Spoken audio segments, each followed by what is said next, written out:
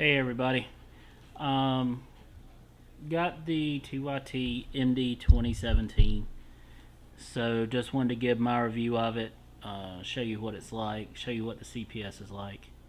If you've had any TYT product like the MD380 or the MD390, it's pretty much the same. The only difference is the MD 2017 is dual band. So you have to program for VHF and UHF. So if you had one or the other, now you got both. So if you live somewhere where you have VHF and UHF DMR repeaters, it's awesome. If not, you just UHF like most of North Carolina. You can put all your VHF analog repeaters in there. So this is the screen. Like I said, if you have an MD380, 390, it's pretty much the same. Radio name, your DMR ID, all the settings as far as battery and whether you want channel or frequency. I run mine in channel mode. I know most people like frequency, but it's up to you. Menu items, you can choose what's visible in your menu. Button definitions. You'll see in my video in a few minutes, I'll show you the actual buttons on the side of the radio, but pretty configurable. I know one complaint a lot of people have had about this radio was the trackball.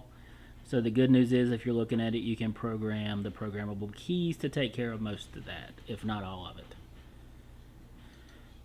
Text messaging, I'll have to admit, I really haven't done any text messaging on DMR yet, but that's what it is. Digital contacts, I don't have anything programmed yet, just like every other DMR radio that has a CPS that kind of looks like a Motorola CPS. Call groups or monitor groups, this is what most everybody does here. Your zones, your scan list, your channel information, and VFO mode. And if you get the MD 2017 GPS version, it does have where you can set up GPS. So let me load my code plug. I'll show you how I kind of set mine up.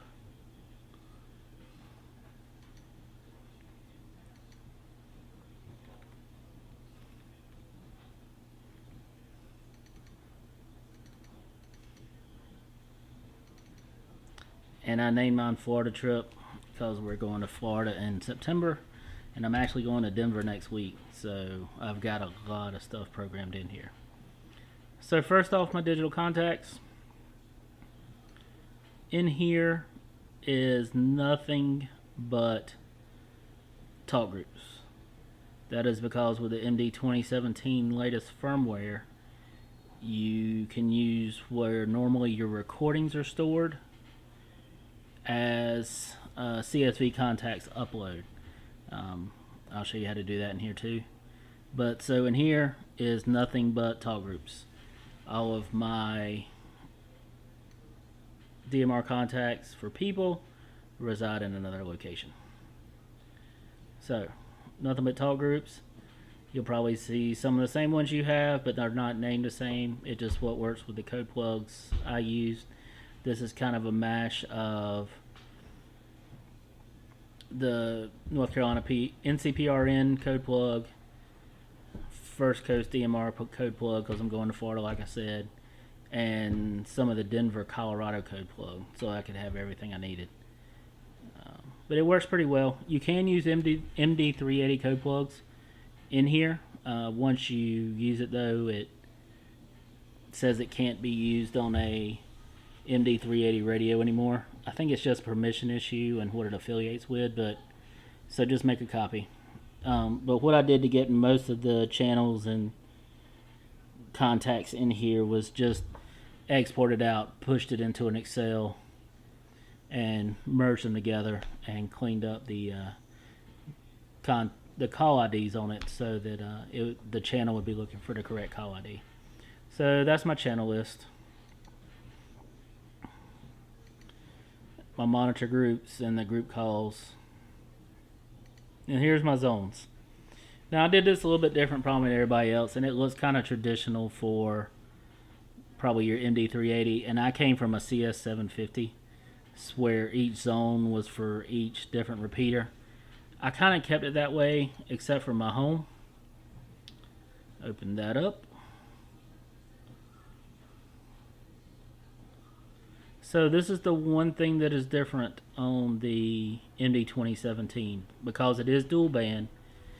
Channel A, and if you're looking at the radio, when I show the radio in a minute, is your UHF band, and channel B is your VHF band. So if it's a DMR UHF, it would all go in here, all your UHF analog, and then if you have VHF DMR over here, and all your VHF analog. So what I did with my home zone was I've got my DV4 Mini. Actually, it's a borrowed DV4 Mini, so thanks to my friend that let me borrow that. I've got my DV4 Mini, and then my closest DMR repeater, and the talk groups that they have on that repeater. So as you can see, it's PRN in North Carolina. And then I have all of the closest UHF repeaters, including Sarah Digital Simplex. Then over here, same thing. I have my close VHF repeaters that I use normally. And that's pretty much it. Other than that, it's just like the 380, 390, even the CS750. It's very similar. You go to your available channels, pick which one you want. I probably got one floating in here that hasn't been added that needs to. And then click add, highlight it, click add, and it'll drop it over in that channel. And it is dependent. If you want a certain one first, select it and then click add to have it at the top of the list, because contact manager that a lot of us use for MD380, CS750, the CS products, isn't out for this yet. I think I looked at their website and it was going to be like September, October before they even evaluated it. So just make sure, place it in order how you want it to work. I'm on my DV4 Mini at home, so it's always first. That way I can just scroll to the right and go to my local DMR repeater. So that's that. And as you can see, I've got it separated out. And what I did is I went through, and for all these different areas where there's a DMR repeater, I went in and added analog repeaters that I also have programmed in with that. Now, that's a slow process. I haven't done it for all of the PRN code plug, but I'm working on it. I have some, just because, like I said, I'm going to Florida, so I've programmed analog repeaters on the way. So I've got a lot for traveling down 95. So that's that. Also, one other one I put in here is, this is the First Coast DMR code plug I borrowed from so I could get all the channels in. So same thing. I tended to group them together. I know they had a lot of them separated into separate zones for like Kingsland 1 and Kingsland 2, but I just put it all together in one zone. I figured that's the way I would use it most. And then I did create some separate zones for like specialty stuff, like the Carolina 440 network. Well, this is wide area repeaters, so these are all the wide area repeaters in North Carolina. And then 440 network, which is a linked 440 system in North Carolina. I've got them separate in case I just want to use them.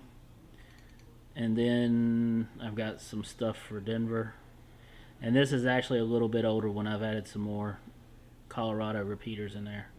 But as you can see, I also added some analog repeaters. Let me close that. The channel setup is pretty much the same as the MD380, and CS750 was exactly the same as what I had. Digital analog, what do you want to call it? Your frequencies, and choose your contacts and repeater slots. So nothing really strange or out of place there.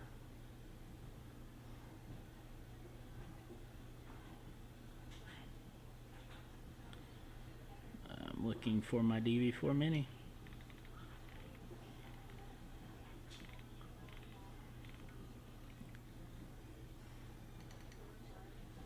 So there's my DV4 Mini. BM local channel Talk Group 9. That's just what it's called in my code plug. But you see how it's set up. Nothing really different. I'll show you an analog just to show you the difference. So with analog, it just opens up your analog data screen here at the bottom, so you can put in tones and for all your repeaters. But other than that, it's pretty much the same. Create scan list the same way. Create it in scan list and then attach the talk group or channel to it here. But that's pretty much the CPS. Like I said, the only thing different is the way zones are done. So I would recommend, if you have like a home zone, don't have to call it that, but I would put your closest DMR repeater and all your analog in that DV4 Mini. That way you really don't have to switch out of it, because zone switching is, I guess cumbersome is the best word. It's not hard, but it's just a little bit cumbersome. So with that, let's switch to a view of the radio and I'll show you what this setup looks like on the radio.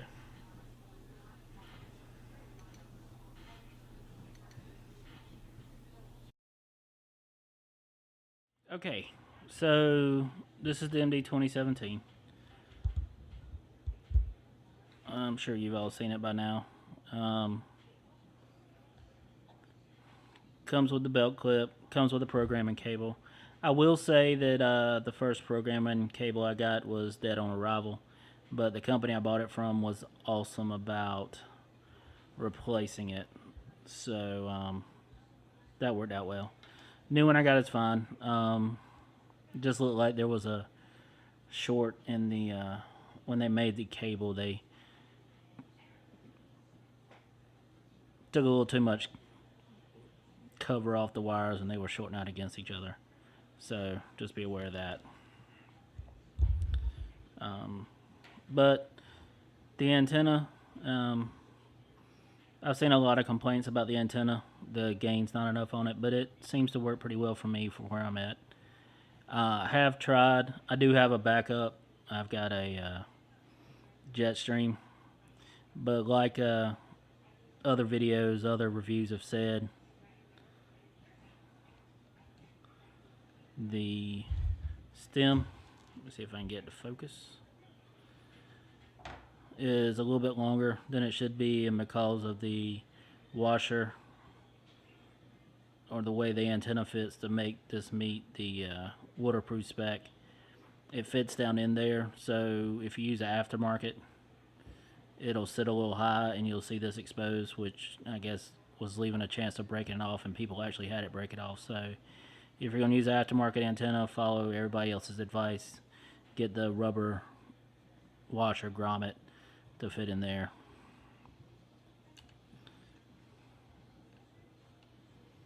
Put that back on. As far as your programmable buttons, the orange, which in public safety world is the emergency button, is programmable.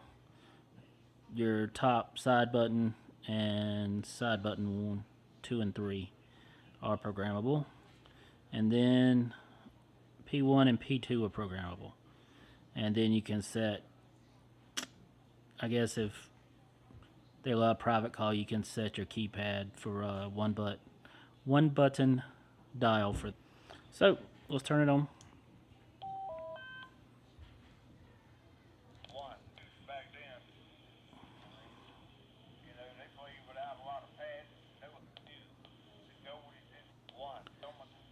So everybody talked about the trackball. That's the infamous trackball, whether you like it or not. I've gotten used to it, so I like it. I can move pretty smoothly with it. So you can move it to move through your zone and move to your UHF side. So like I said, that's my DV4 Mini. And same thing, you can move forwards or backwards.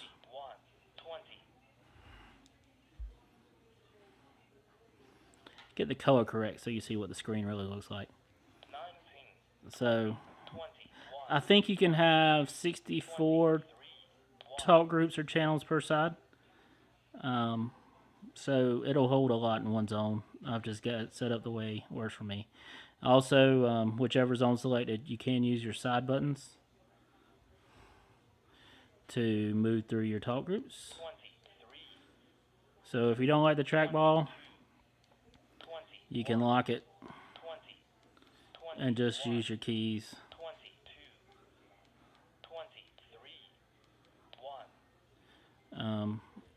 So you can also set up these to move through.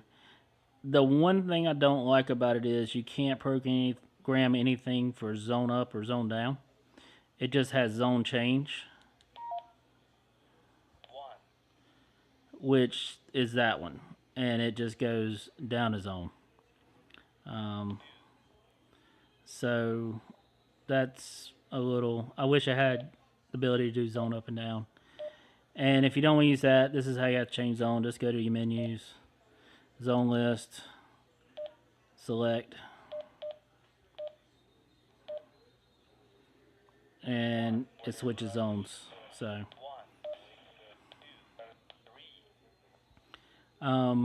this one I have set for power. So of course, since I'm on DV4 Mini, I really don't need a whole lot of power. But if I wanted to, I can change it. But I pretty much have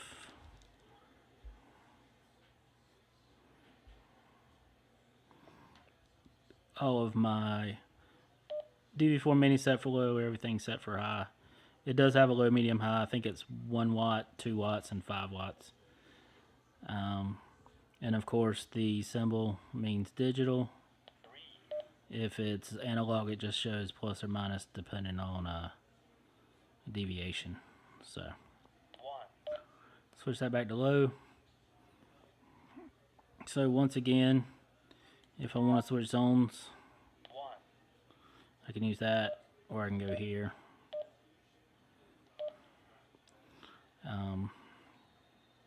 Choose zone list, choose that, and you can see I actually can add channels. So if you put a channel in your radio and you didn't add it to a zone, you can add it from the front panel. You can program for the front panel. When I originally got the radio and having problems with the cable, I tried to program my DV4 Mini from the front panel, but it was having problems with the color code and the time slot. So I really haven't tried it since. Once I got a new cable, I just programmed it that way. And once you do the firmware upgrade and you want to do CSV contacts, utilities, radio settings, and contact CSV. And what this is, once in the software you import the CSV contacts, it'll hold 100,000. So with DMARC currently at 68 some thousand, you can basically import everybody worldwide, which is pretty cool. And it works really well. Let me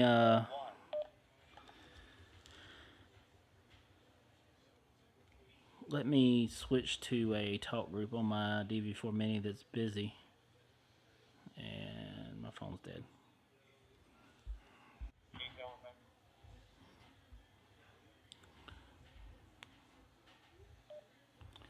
So that's what the CSV contacts looks like. Just basically import do the data dump from DMR mark, and as a CSV. I cleaned it up a little bit. It had some extra stuff like portable and all that in there. So I took some of that out just so it shows the call sign name and location. But it works really well. I like it. So if you have any questions, you set yours up a little bit different, comment below, and maybe we can learn something. Thanks.